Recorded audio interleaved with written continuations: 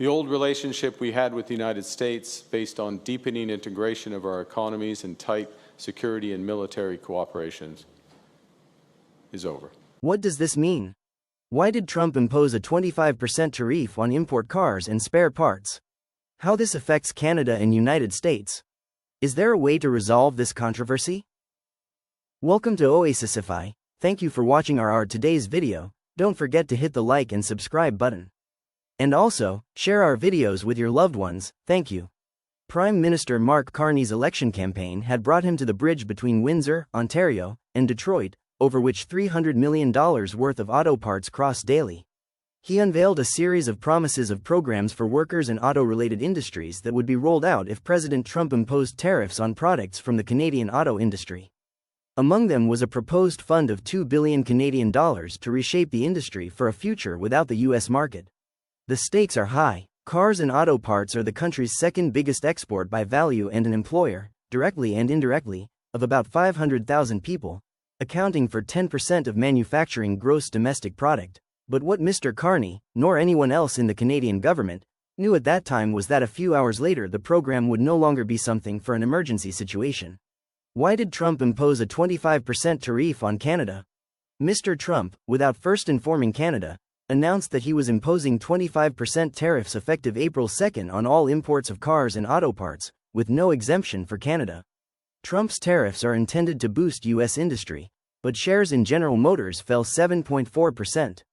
Shares in Ford, which manufactures fewer vehicles in Mexico and Canada than its rival, were down 3.9%.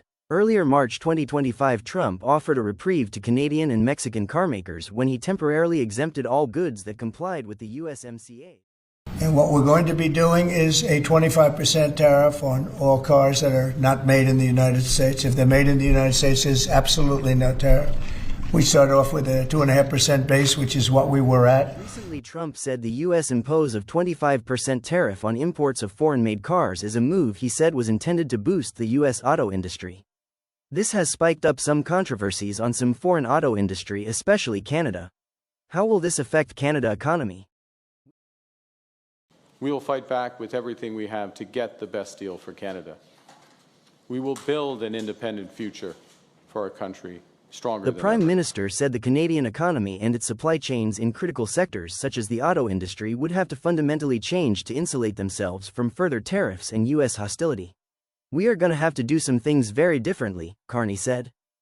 Tiff Macklem, governor of the Bank of Canada, has said U.S. tariffs would probably put Canada in a recession and a new crisis was looming because of the trade war with the U.S. Depending on the extent and duration of the U.S. tariffs, the economic impact could be severe.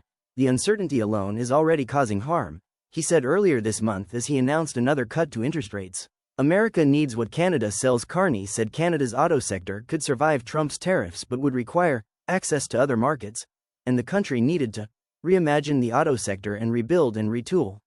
He recently traveled to London and Paris, his first trip as Prime Minister, in a bid to beef up trade with other partners in the wake of U.S. hostility. Thank you for watching. Subscribe to our channel for more amazing videos and push the bell button to get a notification of our new videos.